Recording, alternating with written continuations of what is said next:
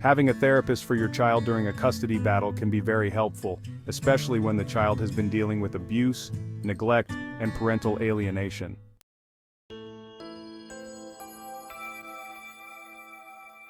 A child therapist also functions as a mandated reporter, which means, by law, they are required to report allegations of abuse or neglect by the child to the Department of Human Services, even when the conversations during the therapy sessions are protected by client-therapist privilege. Depending upon each state, mandated reporters can be fined by the state for failure to report statements made by the child that could equate to child maltreatment. So if your child talks to the therapist and says mommy did this or daddy did that, therapists have a duty to report it and also make recommendations to the court about the child maltreatment, which can sway a custody decision.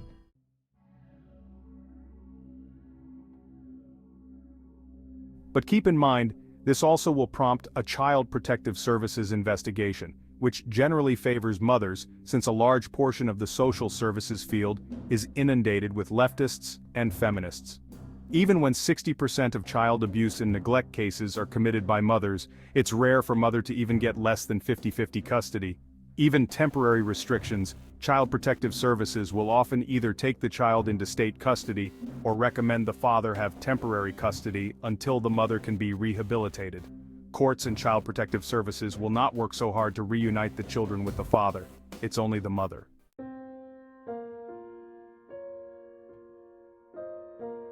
So choosing a therapist that is actually trying to protect his or her client, which is the child, not the parent, is crucial.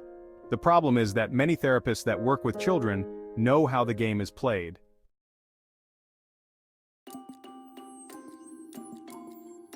Don't forget, we live in a very capitalist society that is designed to create repeat customers. Without customers, the therapist no longer has a business, and the therapist could potentially diagnose your child with a non-existent mental health issue in order to get paid, and then play the parents off of each other in order to keep the child in the therapy sessions.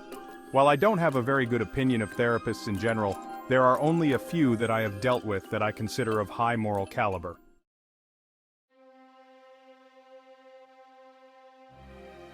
What I want to do is tell you the story about how one of my daughter's therapists played my ex and I against each other, had the court order him sole discretion over who had what visitation time, and how I was able to legally get him out of the picture after he wrote me the perfect recommendation stopping all contact between my daughter and her abusive mother.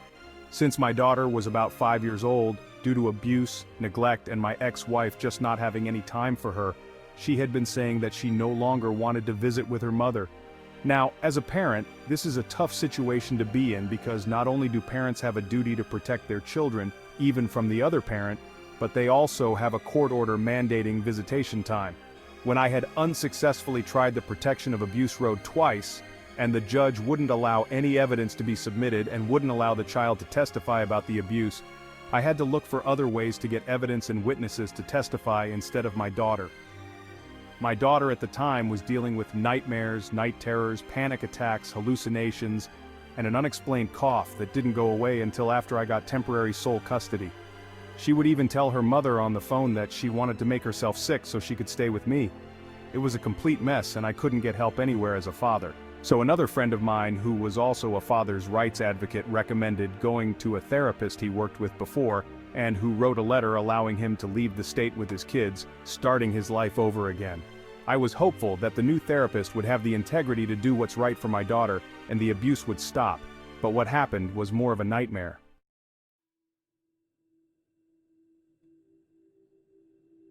When the therapy sessions began, I thought things were progressing nicely.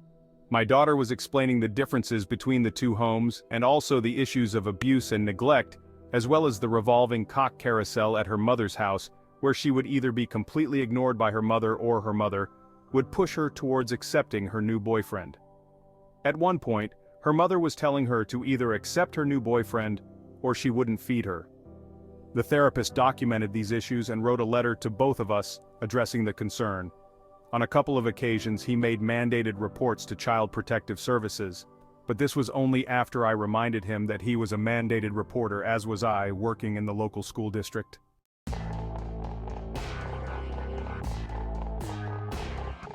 However, what would normally happen a few weeks after writing the letters of concern he would immediately start to flip-flop in support of the mother. It was as if some outside party was influencing him.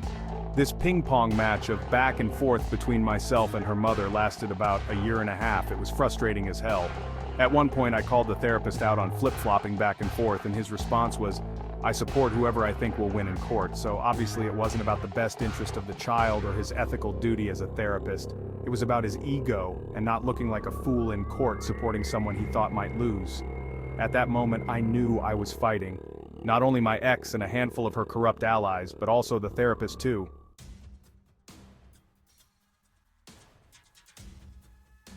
After a very serious allegation by my daughter, I had to file my third protection from abuse order against her mother.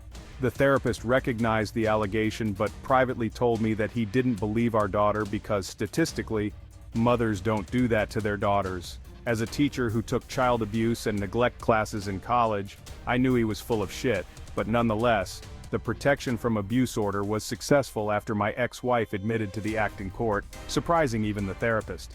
The problem was that the judge handed the therapist the power to decide if and when my ex-wife could see our daughter again under supervised visitation.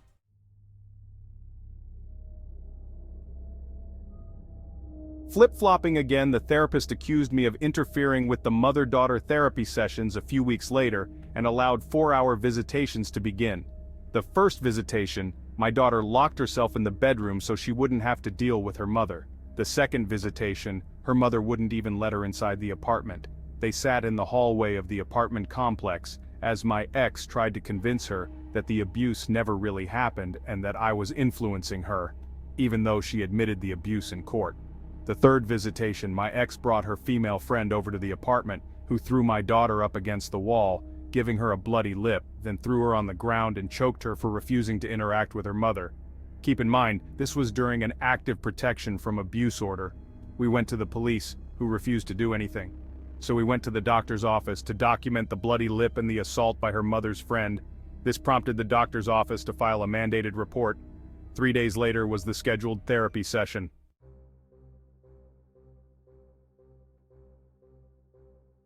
The first 10 minutes of the session, I met with the therapist and threw it in his face. It was the therapist that pushed for the visits with her mother. It was the therapist who never believed the initial abuse was happening in the first place. It was the therapist that kept flip-flopping between her mother and I. And ultimately, he was enabling the abuse to continue. After my daughter told him what happened, the therapist called her mother, and her mother admitted there was a physical altercation between her friend and her daughter, while her mother did nothing. Since the therapist was given the right to decide the visitations, he wrote a letter to both of us stopping all visitations and accused her mother of what's called a failure to protect. What this means is that as a parent, you have a duty to protect your child from harm. The problem here was, not only did she fail to protect her daughter, she was encouraging it. She couldn't physically do it herself under the protection order, so she convinced a friend to abuse her instead. This was twisted as hell. At that moment, I thought I was in the driver's seat. Her mother admitted to abuse in court. She admitted that her friend assaulted our daughter during one of the visitations, all while the protection order was still in force. The therapist stopped all visitations with her mother because of concern for her well-being. So I'm thinking, finally, the therapist sees the truth. He even apologized for recommending the visitations in the first place and said he wouldn't let that happen again.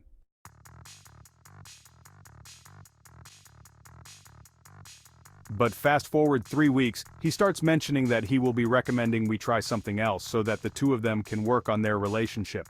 I was livid. This son of a bitch flip-flopped again after promising both my daughter and I that he wasn't going to make any more recommendations forcing them together. But I was kind of stuck. The court gave this guy the power to make these decisions. Without going back to court, where he would just give his expert opinion on the issue, flip-flopping to keep the money flowing into his pocket, and further enabling the mother to abuse our daughter, I had but one option.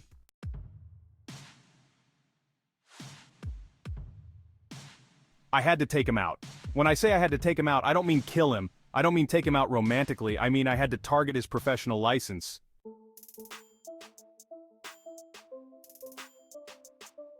So, I filed an ethics complaint on him. When an ethics complaint is filed, it forces the therapist to withdraw from the therapist-client relationship. From that moment, the therapist could no longer make any other recommendations because the child is no longer his client. The last written recommendation was the one which stated no contact with the mother. Now, if I fired him directly, it likely could have been used against me since the court order gave him total control over the visitation. But if the therapist has to withdraw his services due to an ethics complaint, well, not my problem. It was one of the tools I had to use as a father to win in a custody battle, even in a state with a 50-50 presumption and having no criminal record or drug usage. Honestly though, these assholes will make your mind turn dark real quick. You just have to learn to keep your cool before things get physical. You can't protect your child if you are in jail. Remember that. Just keep calm, and think of ways to take your adversaries out.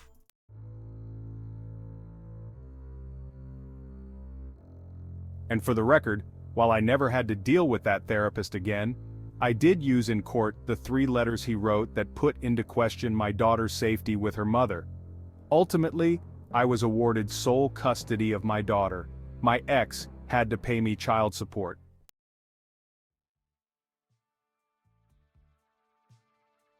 In order to win, you must learn how to play the game and use every tool at your disposal. Until next time, stay safe, stay strong, and stay vigilant.